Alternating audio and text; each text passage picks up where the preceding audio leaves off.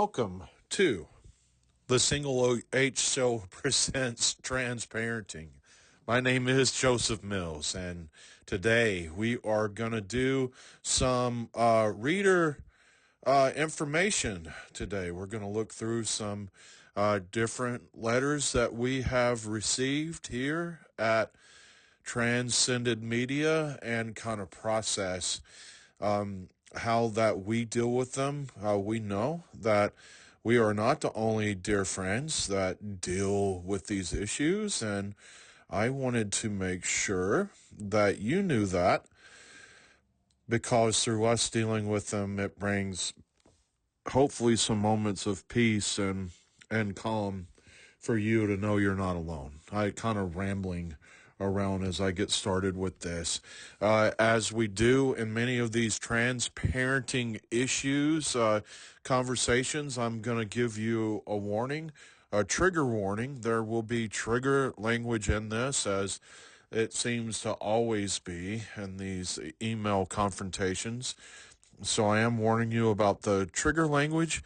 But again, the purpose of these transparenting conversations are, hey, I want you to know that you're not alone, and kind of want to share with you how I, as both a progressive affirming pastor as well as a transparent, deal with these things. So this conversation today will fall more in the lines of me being a progressive affirming pastor. We have at our worship center website. On that website, we have a communal email that people can write things into. We see them in our main database, and quite frequently these conversations become aggressive and confrontational because, well, as you know, I go out in the community. I'm quite a visible progressive pastor in our community.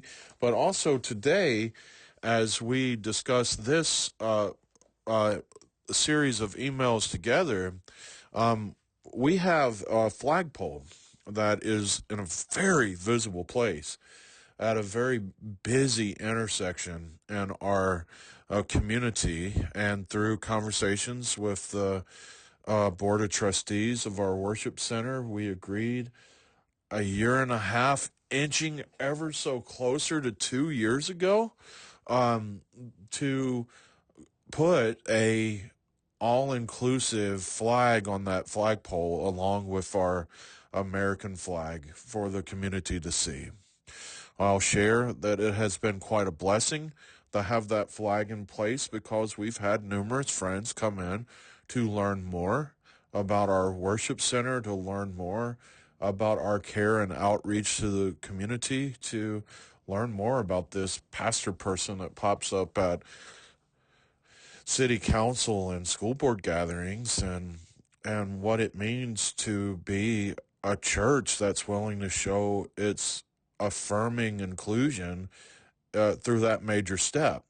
We've had many friends come in to worship with us. We've had many new members join us over the year. I'll share with you, within my ministry, I normally, if I'm lucky, I've brought in, honest to God, maybe 2 or 3 new members. But since being here in this place at this time, last year we brought in 27 new members, and a lot of it has to do with our willingness to be a different voice in the community, a affirming progressive voice in the community that so many here have been looking for. So whenever that you do something that's against the norm, that's a little countercultural, there will be some pushback. So I want to begin to share some conversations within this pushback, and we'll begin with the first letter. And again, I'll share with you as I read through these letters, you'll find some moments of spark, some language that may be sparking to you. So just hang on with this as we go through the conversations. The first letter that I received was as follows. It is unbelievable to see a church fly a demonic flag promoting sin.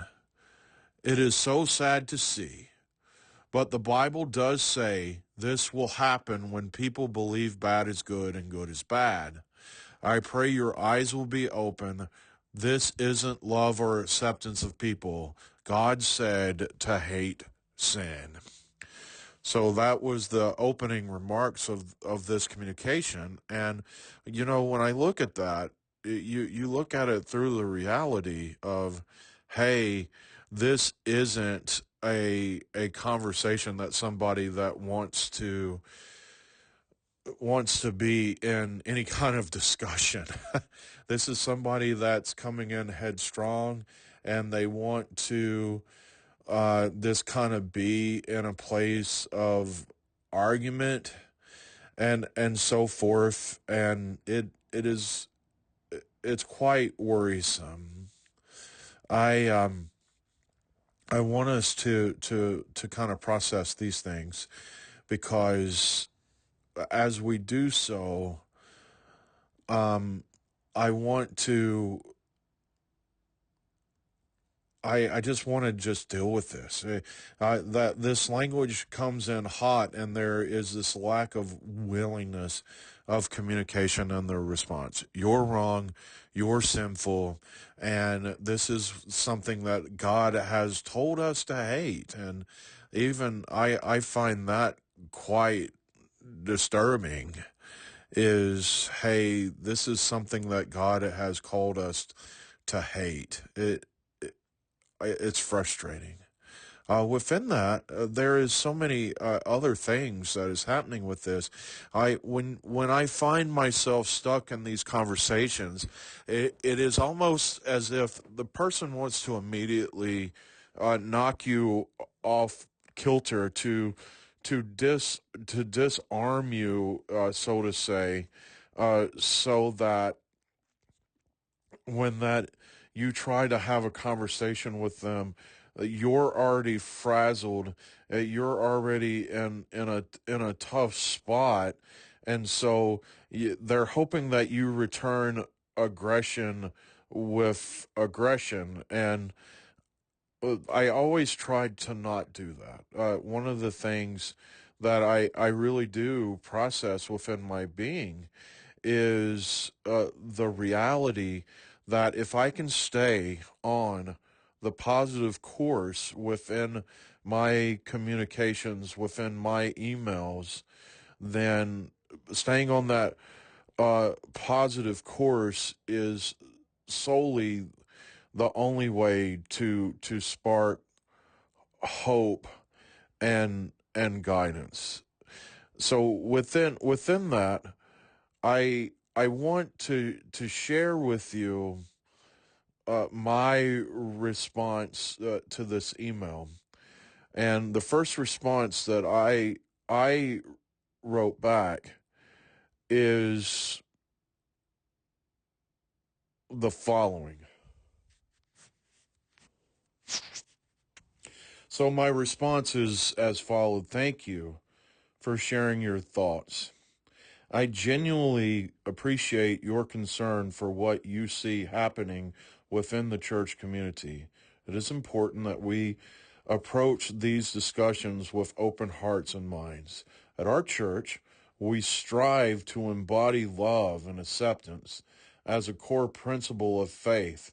The flag you mentioned represents a commitment to inclusivity, recognizing that everyone is worthy of love and respect regardless of their background or identity.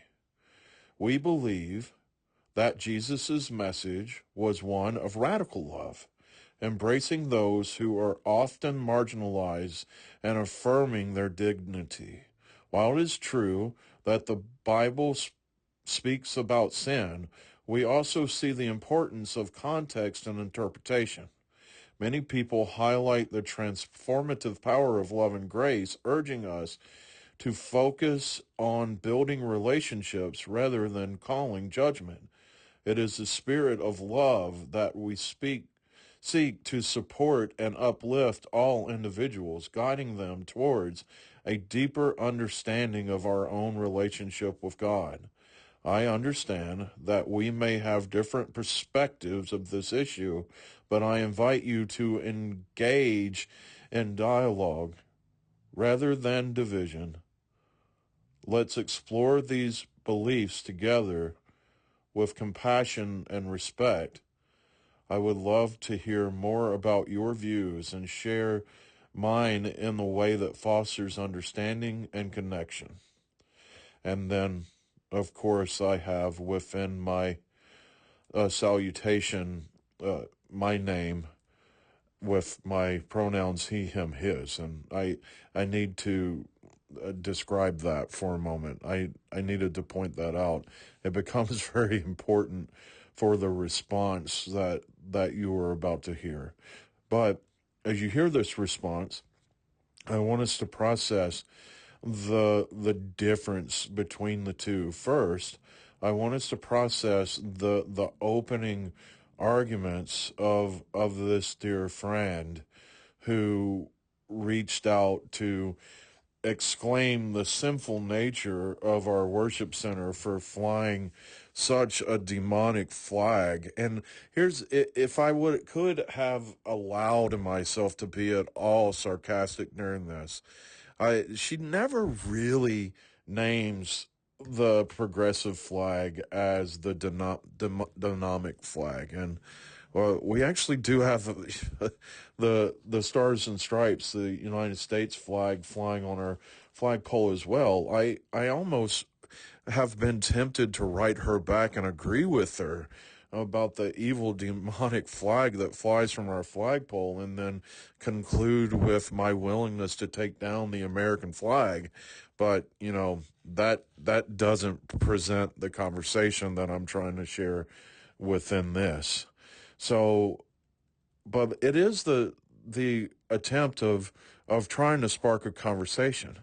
See, when someone moves into a email, when somebody moves into a conversation aggressively with gasoline, mind you, trying to throw it on different areas, and you don't return in that, one or two things happens. As I shared before, some people start aggressively because they want to knock you off and they want you to return aggressively. But by not following that path and remaining the person of peace, one, it could do the same to them, knock them off of their kilter, or hopefully pull things more to the middle for a conversation. Unfortunately, as you've listened to different editions of Transparenting where I read letters that I've received, it very rarely moves to the middle. Quite frequently, we see it become more aggressive, because if it becomes more aggressive, then you knock the other person off, and then there's just uh, no way to find the middle ground. So again, I want to prepare you once again that there could be some trigger language in this next one, because there is intentional trigger language in the next part of this conversation that I read for you. So be aware of the trigger language as I hear her response. And it's really the reason that I shared my last response concluded with uh, my name with my pronouns is so that you can understand the start of the next message. When a pastor uses pronouns in his response, there's no need to meet. Bam. So shuts down the door just because I am respectful enough to use pronouns. And I want to talk about that for a moment. There are so many times that I talk to a Carrie. There's so many times that I've gotten emails from a Carrie or a Terry or a um wow. I have a person in my mind that has a name that's been used for a hunter. Excuse me, a hunter, and they have names that can swap genders. There's so many times that I wish that people would put on their pronouns so that I know who that I'm talking to within the context of a writing. And now that I know some Michaels that are feminine and and so forth, that there's that, hey, this is who that you're talking to. It's not even that much a transgender un, excuse me, got choked. It's not so much a transgender understanding anymore. It's this, hey, this is who you're talking to. And I really appreciate it when I get a Hunter or Carrie or Terry uh, email to know who I'm talking to. But anyway, when a pastor uses pronouns in his response, there is no need to meet. I do pray God opens your eyes. Acceptance of all is one thing, acceptance and encouragement of sin is another. The flag also represents your minor attracted individuals, in quotes, minor attractive individuals, pedophiles. I hope that you aren't accepting of them as well. Young people weren't so confused in the past. This nonsense was not shoved down their throats like it is now. We've created confusion and making them believe it's normal when it's not. Shocking to see a church jump on that bandwagon. Read the Bible and you will see what God thought. I don't believe that has changed. He has destroyed people over this. It is demons within. Stop promoting a dynamic life.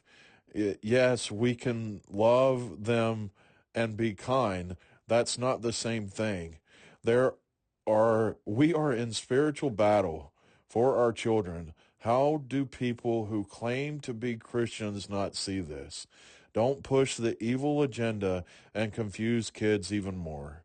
That's what you're doing. The Bible says those who corrupt children are going to be in a very bad awakening. Do you know that verse? Stop the corruption. So there's so much to address in this. And again, it's the abrasive attack language that comes in, not a conversation. It is the onward Christian soldier. There's no conversation to have here. I'm going to promote the hurt that I promote. Though I want to go through this step by step, and we'll go through the first attack language. Again, the trigger language that's in this. The first thing is when I didn't return the anger in the first email, she starts out with another attack by calling this place a place of pedophiles. And I find that very hurtful. I fear that the more that this language is normalized, there are so many people that are being hurt, and there are so many people that are being pushed aside because of this attack language.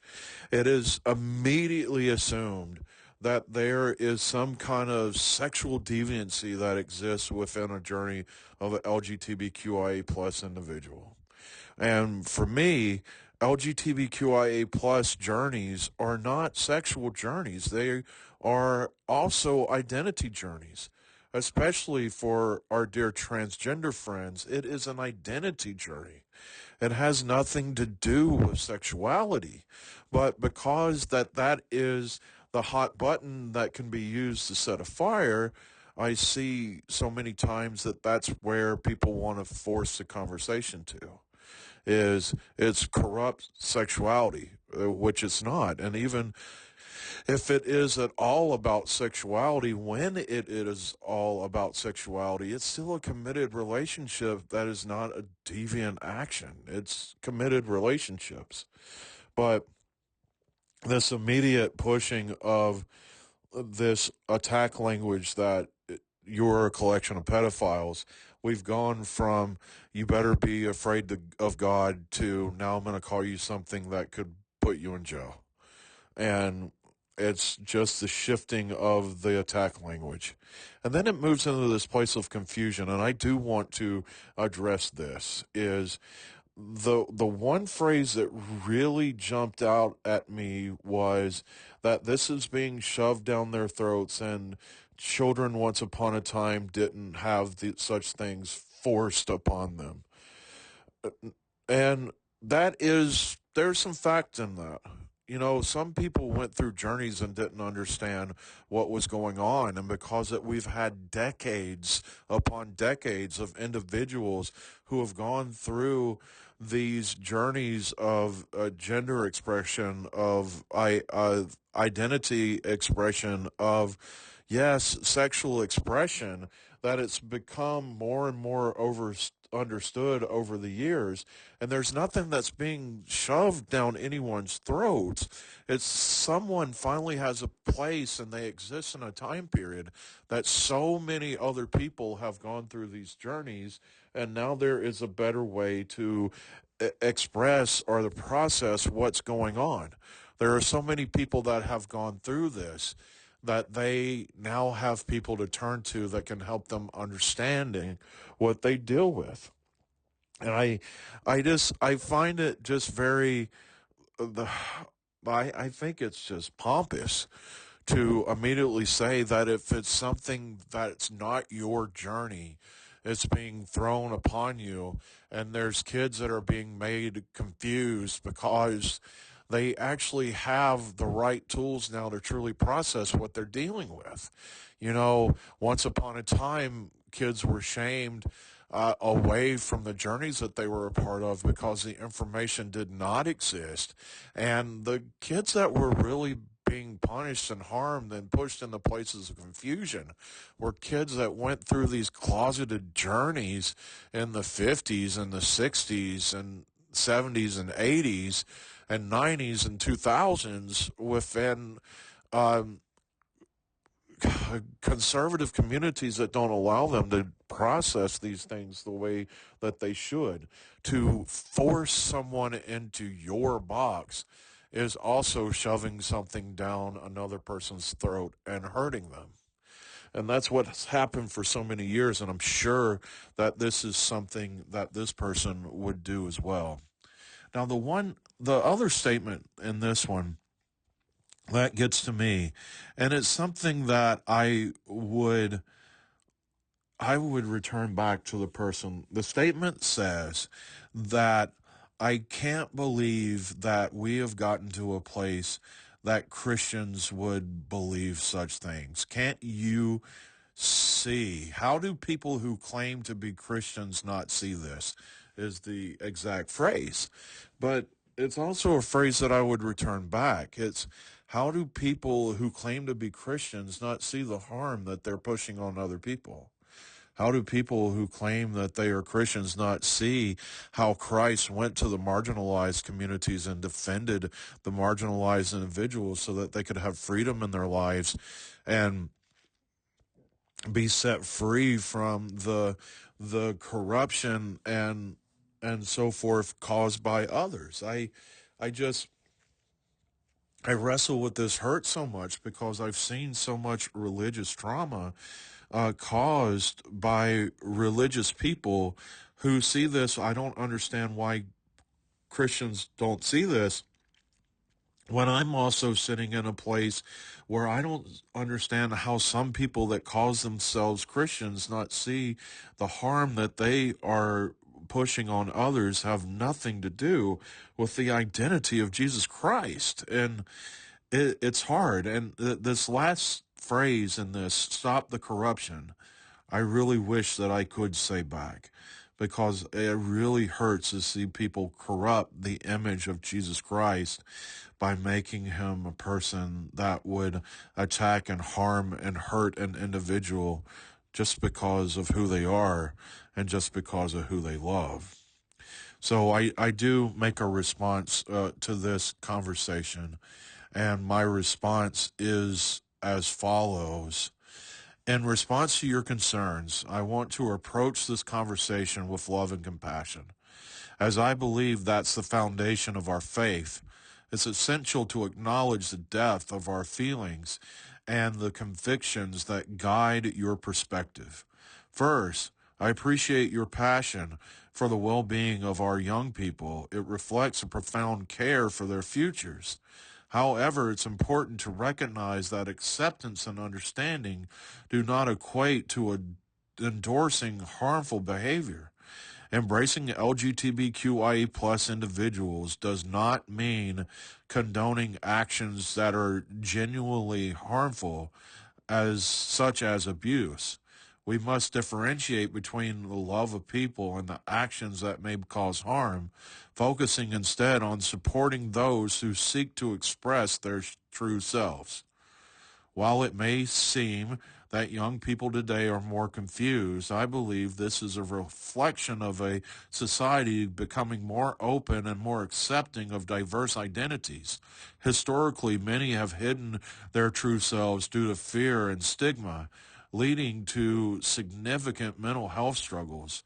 Encouraging authenticity can lead to healthier lives and communities. The Bible is indeed a guiding light, and many interpret its teachings in ways that promote love and acceptance rather than exclusion. Jesus himself reached out to the marginalized and challenged societal norms. It's crucial to remember that the core message of Christianity is one of love, compassion, and grace.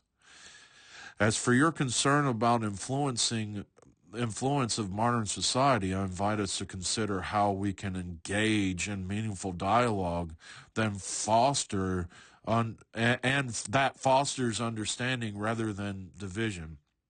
Our goal should be to nurture a community where individuals feel valued and loved, including those who have historically faced discrimination.